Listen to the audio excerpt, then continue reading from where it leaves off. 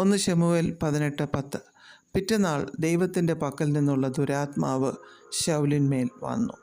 പിറ്റേന്നാൾ എന്ന് പറയുമ്പോൾ അതിൻ്റെ തലേ ദിവസം എന്തോ സംഭവിച്ച് കാണണം. അത് 9-ാം വാക്യത്തിൽ പറഞ്ഞിരിക്കുന്നു. അന്നു മുതൽ ശൗലിന് ദാവീദിനോട് കണ്ണുകടി തുടങ്ങിയെന്ന്. അസൂയ തുടങ്ങാൻ കാരണം ഇസ്രയേലിലെ സ്ത്രീകൾ ശൗൽ 1000 കൊന്നു, ദാവീദ് 10,000 കൊന്നു എന്ന് പാടിയത് ആണ്. അത് ശൗലിനെ വല്ലാതെ അസ്വസ്ഥനാക്കി. തന്നേക്കാൾ കൂടുതൽ പ്രശസ്തി ദാവീദിന് ലഭിക്കുന്നു എന്ന ചിന്ത ശൗലിൻ്റെ ഉള്ളിൽ അസൂയയുടെ വിത്ത് പാകി. അതുകൊണ്ട് തന്നെ ദാവീദിനെ സംശയത്തോടും ദേഷ്യത്തോടും കൂടി നോക്കി തുടങ്ങി ശൗൽ. സ്നേഹത്തിന് പകരം ശത്രുത ശൗലിൽ നിറഞ്ഞു. ദൈവം തന്നെ കൈവിട്ടു എന്നും ദാവീദിനോടൊപ്പമാണ് ദൈവമെന്നും ശൗൽ മനസ്സിലാക്കി.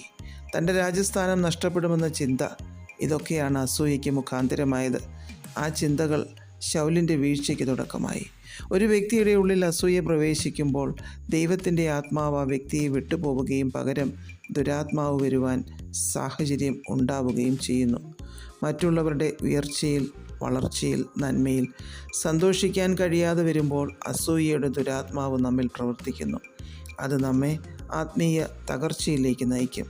നമ്മുടെ ജീവിതം ദുരിതപൂർണമാകാൻ ഇടയാകുന്നു. നമ്മുടെ ആത്മീയ സന്തോഷം നഷ്ടപ്പെടാൻ ഇടയായിത്തീരുന്നു. അതുകൊണ്ട് ഈ തിന്മയിൽ നിന്ന് ദൈവം നമ്മെ രക്ഷിക്കേണ്ടതിനായി നമുക്ക് പ്രാർത്ഥിക്കേണ്ടിയിരിക്കുന്നു. ശൗലിൻ്റെ ജീവിതം നമ്മുടെ മുൻപിൽ വരച്ചു കാട്ടി തന്നിരിക്കുന്നത് നാം അങ്ങനെ ആകാതിരിക്കുവാനാണ്. ഉൽപ്പത്തി 4-ൽ കയീൻ തൻ്റെ അനുജനായ ഹാബേലിനോട് അസൂയപ്പെട്ട് മുഖം വാടിയതും പിന്നീട് അവനെ കൊന്നതും ശൗലിൻ്റെ അവസ്ഥ പോലെ തന്നെയാണ്. അവിടെയും അസൂയ എന്ന ദുരാത്മാവാണ് കൊലപാതക ചിന്തയിലേക്ക് നയിച്ചത്, ശാപത്തിലേക്ക് നയിച്ചത്, ദൈവകോപത്തിലേക്ക് നയിക്കപ്പെടുവാൻ ഇടയായിത്തീർന്നത്. മത്തായി 27:18 അവർ അസൂയ കൊണ്ടാണ് അവനെ ഏൽപ്പിച്ചത് എന്ന് അവൻ ഗ്രഹിച്ചിരുന്നു എന്ന് നാം വായിക്കുന്നു. യേശുവിനെ മഹാപുരോഹിതന്മാർ പീലാത്തോസിൻ്റെ കയ്യിൽ ഏൽപ്പിച്ചു കൊടുത്തത് അസൂയ കാരണമാണ് എന്ന് വചനം പറയുന്നു.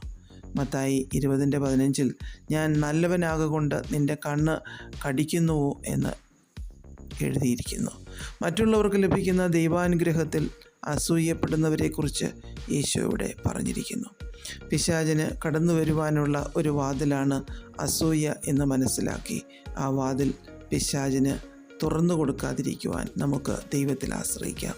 ഇത് നമ്മെ കാർന്നു തിന്നുന്ന ഒരു ദുഷ്ടവിചാരമാണ്. നമുക്കതിൽ നിന്ന് പൂർണ്ണമായും വിടുതൽ നേടേണ്ടതിനായി ദൈവത്തോട് പ്രാർത്ഥിക്കാം. പകരം ദൈവസ്നേഹത്താലും ദൈവാത്മാവിനാലും നിറയപ്പെടേണ്ടതിനായി പ്രാർത്ഥിക്കാം. പ്രിയപിതാവേ, പിശാചിന് കടന്നു വരുവാൻ സാധിക്കുന്ന ഒരു വാതിലും ഞങ്ങളുടെ ജീവിതത്തിൽ തുറന്നിടുവാൻ ഞങ്ങളെ അനുവദിക്കരുതേ. യേശുക്രിസ്തുവിൻ്റെ നാമത്തിൽ ആമേൻ. God bless us all.